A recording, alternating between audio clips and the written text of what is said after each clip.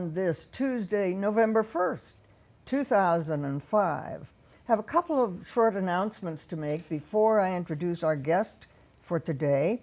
One is about the resident survey, the satisfaction survey. Don't forget, please, that your opinion, your thoughts are very important to all of us. You may see something that could be improved.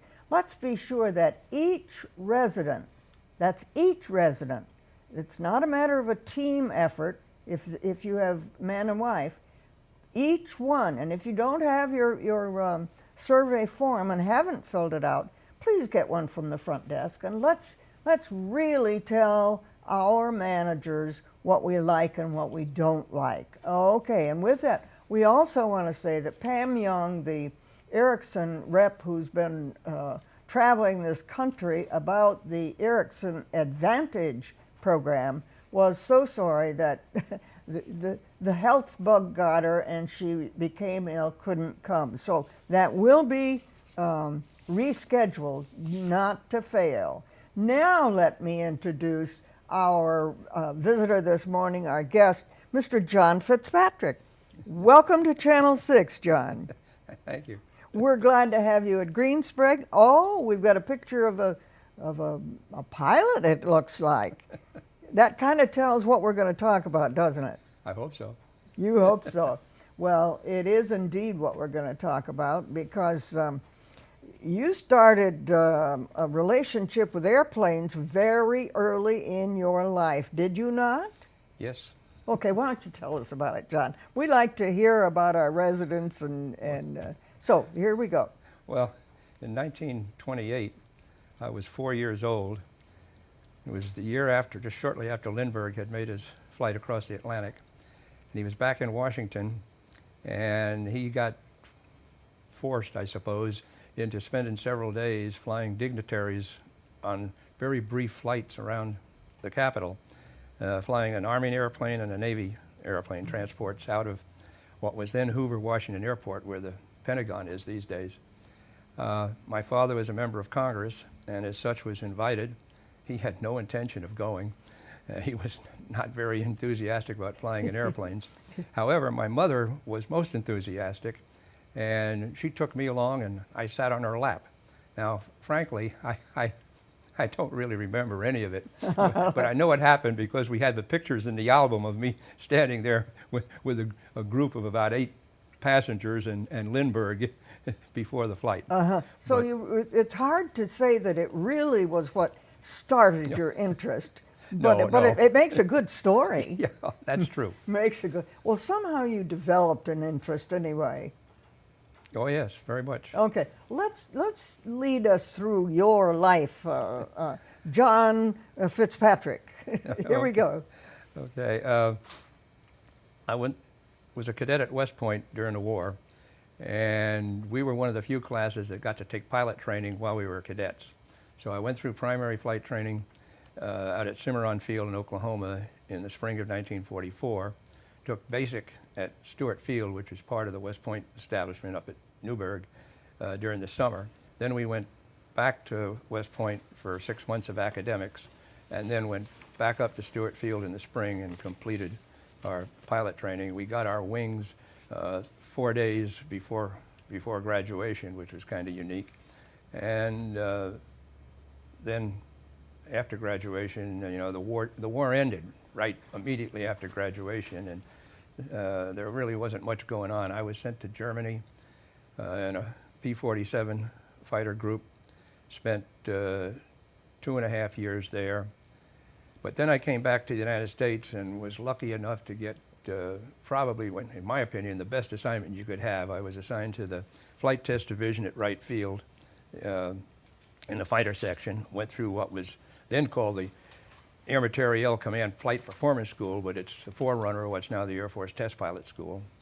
I spent 5.5 years in the Flight Test Division, which had to be the best job you could have in the Air Force. When I got there, I was checked out legally in 5 different airplanes. When I left 5.5 years later, I was legally checked out in 65 airplanes. There aren't 65 airplanes in all the air forces in the world, I think, these days. These days. That made it not only prestigious, but a real accomplishment. Well, a lot of fun. A lot of fun. Okay. All right. But finally, in the summer of 1953, I was obviously coming to the end of how long they'd let you stay in flight test, and was being faced with a desk job that I wasn't too enthusiastic about. And my wife and I were on vacation at Ocean City and got talking about it. And anybody that had experience in the flight test division in those days could have a job with as a test pilot for any aircraft company. I'm sure. And my boss had just left to join the Convair division of General Dynamics. In fact, in those days it was still Consolidated Vultee Aircraft Corporation, as to be chief test pilot on the F-102 program, which was just starting. And so in the end of the year, John, can I interrupt you there a minute? When you talk about like the F-102, remember I'm a real novice. Was there something unique about that plane? Yes, a lot of things. Okay. It was the first missile-armed interceptor. It was the first Delta Wing airplane that the United States ever developed. And are you going to tell us what Delta Wing means? Yeah, like the Greek delta, you know. Oh, okay. A shape. Yeah, The shape. Yeah. All right. Okay. Well, I'm with you more when I know what you're talking about. Okay. I'm sorry. That's all right. Good. But I postponed my announcement that I was going to resign because I discovered when we came back from that vacation that I'd been selected to fly in the Bendix race, transcontinental air race in 1953, which I did. There were 10 airplanes. I came in fourth. If I came in third, I would have gotten a television set, but I didn't. You had to buy your own. Yeah, well, in those days, they were still pretty rare. But I got out to resign my regular commission in November of '53, and in December went out to Convair. Yeah. Okay. I want to back up a minute. You mentioned this Bendix race. Yeah. Okay. What was that all about? Well, it started as part of the national air races back in the 20s as a transcontinental race. People like Jimmy Doolittle won it. There's years. The Bendix transcontinental race and the Thompson race, which was a closed circuit race at the air races, were the two most prestigious air races in the world, I would say. Was that a competition between pilots and or planes? Well, originally it was a lot between planes because everybody built a special plane for it. By the time we got into it, when the Air Force and the Navy took turns, we were all flying identical airplanes. So that was a test of the pilots and crew. Yeah, the most important thing was with the F-86, you had to stop at least once or maybe twice to refuel. Okay. And the race was, unless you did something really dumb, the race was really won or lost by how fast your crew could refuel you. And it's unbelievable these days.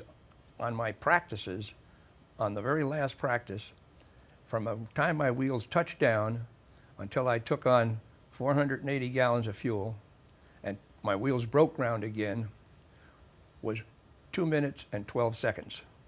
That half of that time was just rolling down the runway, so it was pretty impressive. However, the day of the race, one of my refuelers got so excited he got sick, and I took about 4 minutes to refuel. That put you back a minute. Yeah.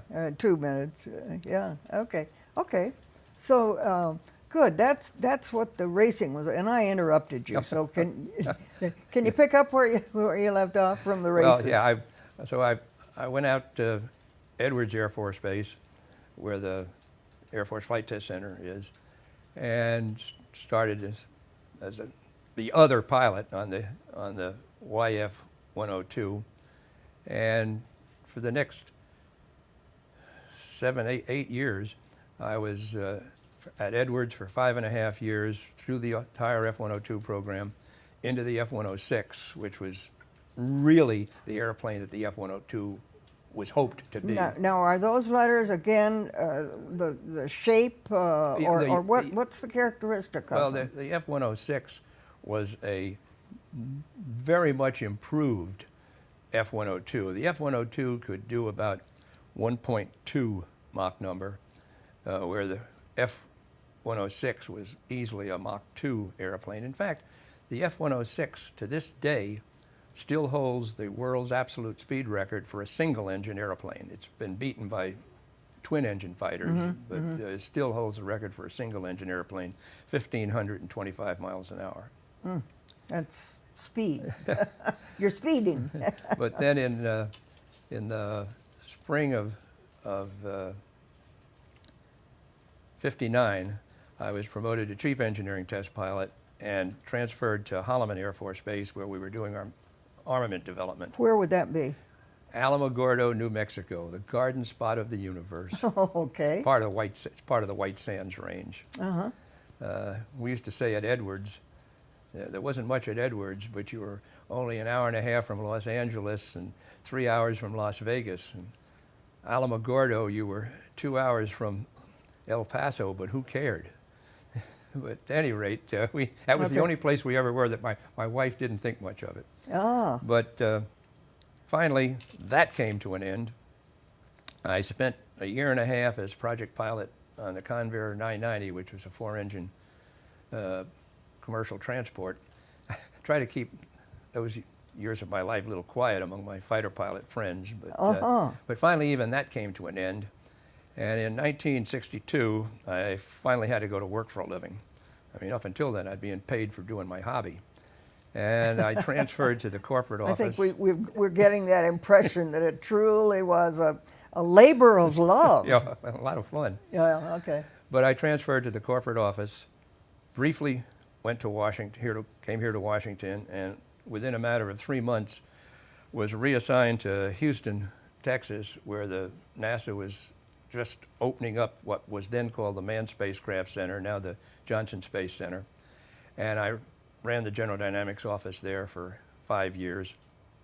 Came back to Washington and became corporate director of aerospace systems for another 7 years. And during this time, there wasn't any more professional flying, but while we were in Houston, I bought a third of a Beach Bonanza with somebody. That's and if we can get that, there we are. That was in Houston, and from that point on, I have always had a piece or a lease or something on a light airplane. That one was pretty unique. When I left Houston, I sold my third to Neil Armstrong, and that's a familiar name. Yeah, and when he got transferred up here to Washington, I got another friend, and we bought out the other two guys, and we brought the airplane up here, kept it out at Dulles, back when you could afford to keep an airplane at Dulles. But that was the end of that, I guess. So I don't know. What do you want to talk about now? Well, I want to go back because you're treating some of this a little bit lightly. You're kind of up on the surface for me, so I'm gonna bring you back. You talked about your experience with NASA, right? The Johnson Space. Yeah. That. What was it? What was your responsibility, and what role were you playing there again? Well, I was a salesman. You were a salesman. Basically, we were supplying the Atlas missile that launched the Mercury and also launched the target for the Gemini space programs, manned space programs. Okay. And I was trying to sell them we could build the lunar module, but we lost and Grumman won that one. So, but I had a lot of fun there anyway. So you were guiding the development, basically, whether it was used or not, of like the vehicle that went on the moon? Yeah, well, I wouldn't say I was guiding it. I would say that I was trying to convince NASA they ought to buy ours, that some other people back in But San Diego were. you weren't helping with the development of it. Yeah, yes. Yes, you were. Yeah, Yes, see? okay. He's shy. He skims right over Well, I the don't top know. of it. Since we lost the program, I wouldn't brag too much about it. No, but I think you got to remember you're talking to, and I'm satisfied. I'm comfortable that there are more people listening to us are like me than have the knowledge that like you are. There are a few. We've got a cameraman here today that I think probably knows what you're talking about, and he ought to be over here, right, Bob? Okay. Well, anyway, he's not. All right, but we certainly get the impression that you've moved around the world some, and you have a family. Tell us a little bit about the relationship of your family, moving, and where you've been. Give us a little non-pilot. Well, I met my wife here in Washington, D.C., when we were both in high school, 1939. The government wouldn't let you get married while you were a cadet at West Point, so we didn't get married till 4 days after graduation in 1945. You waited a long time, huh? Here in St. Gabriel's in Washington. She had our first child in March of '46, daughter, and they came over to Germany in that fall. Oldest son was born in Germany in 1948 in Munich. We came back while we were at Wright-Patterson. We had 2 more children. And then what am I losing here? Oh yeah, when I resigned in '53, we had another boy born here at Georgetown Hospital in December of '53. And finally, our last one was born in 1959 in Alamogordo. And Pat got to take herself to the hospital that morning because I was scheduled to shoot down the last B-17 in the Air Force, and I wasn't going to let anybody else have the opportunity. Okay, we've got a couple of other developments in this life of yours, and we've got a picture here of I think you called it a glider. Well, that's what it was. Why don't you tell us a little bit about that? What and how it compares? Some of us are pretty naive and novice about this. Obviously, when you fly, you like to fly everything, and so when we were in Houston, they had a glider club down there, and I went out one Sunday. Neil Armstrong put me in the back seat of a 2-place glider. There wasn't any lift, so we just towed up to 3,000 feet, cut loose, and spiraled back in and landed. Changed places and put me in the front seat. Did the same thing, came down and landed. He got out.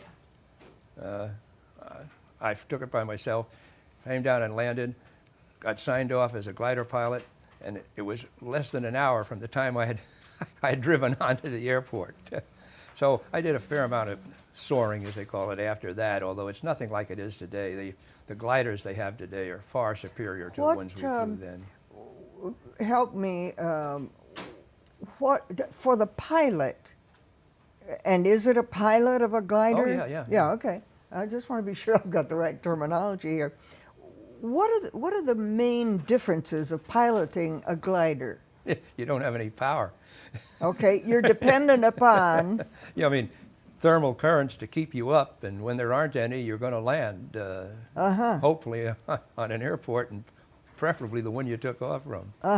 Incidentally, I should point out, that you brought it up, that as far as the government, the Federal Aviation Administration is concerned, you have to be licensed to fly a glider just as you do another airplane. Same thing with hot air, with balloons. Everything is government controlled.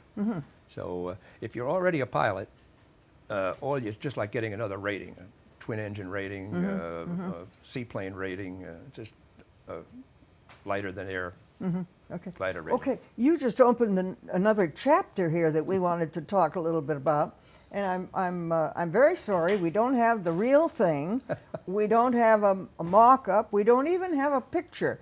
But most of us have pictures of hot air balloons, right? I would hope so. Yeah. Okay. Tell us about hot air balloons and John Fitzpatrick and family. Well, in 1978, one of my classmates, who was the third owner of that Bonanza that we had, was back here in Washington and had gotten a new job, and we were celebrating his new job. He had retired from the Air Force 3 years before, and he had bought a balloon out in California, or bought a share of a balloon, and he was bemoaning the fact that he was going to have to give that up. And I, perhaps too late in the evening celebration, said, well, we've owned an airplane, let's own a balloon. And the next thing I knew, he wanted $900 and some for my share of the down payment. And within the month, we were the proud owners of a nice new British Thunder balloon. And that went on for 22 years. We eventually owned 3 different balloons. When Toby Gandy, the other partner, got transferred out to Boise, Idaho, and I think it was '83, one of our daughters, who had gotten her license, bought out his half of the balloon, so she owned it. My wife got her balloon license, and one of my sons and 2 of his buddies got their balloon license, and they went on and bought their own balloon. I think you call this a family affair. Yeah, well, yes, with some of this. Let me pick up on a question. You mentioned having to be licensed as a pilot for any one of these. Was the training for flying a balloon, pilot of a balloon, would that be a very specific and more narrow training than for a plane, for a pilot of a plane? Yes. As far as rules and regulations and such, they take the same written exam for it. But when you fly in an airplane, whenever you move the controls, something happens. When you fly in a balloon, there's a terrible time lag, like 30 seconds from the time you do something before you see the results. So it's an entirely different climate. And the only control you have is vertical. So the only control over direction is to change altitude to try to find a wind that's going in a different direction. Ah. So but it's the most fun flying you can have, because you can fly down real close to the ground and talk to the, in an airplane, you're at the very smallest, lightest airplanes, you're still going 90 or 100 miles an hour, whereas in this you're going along at 1 or 2 or 3 or 5 miles an hour, and just lots of time to talk to people on the ground. You could, would that be by radio? No, I mean, just, hey, you. I mean, don't worry, they're looking up at you. Everybody's out of their house. They're wondering whether you're going to come down in their lap, right? Yeah. Oh, I'm sure. Boy, well, does any of your family still, are they still involved in balloon? No, the ballooning? Is that what you say? Yeah, the boys, after several years, they just sort of quit.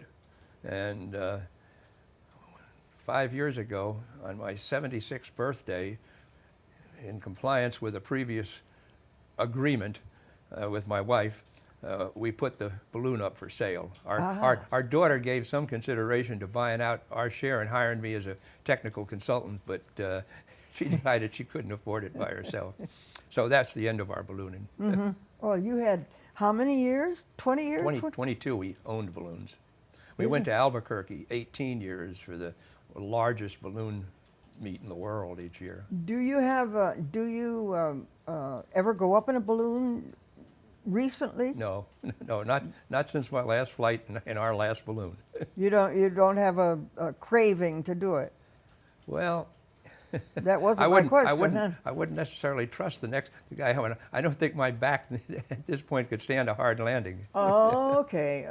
You're painting some pictures here that I'm not sure we all want to start tomorrow and go for a balloon ride. Don't misunderstand me on that. With a conservative pilot, it's the only thing you worry about is a windy landing. And so the way you avoid them is land before it gets windy, or don't take off if it's windy. So you're not after a daredevil attempt. No. No. Well, John, this has been very interesting, and you know, you've taken me through the clouds and all sorts of things. We have a model here of a plane. Tell us a little bit about this one. You mentioned, I think you mentioned its type. Yeah. But tell us a little bit about this one. That's a F-106 Air Force Interceptor. As I said earlier, the airplane still holds the world's absolute speed record for a single-engine airplane. That's the two-place version of it. I made the first flight on it in the spring of 1958.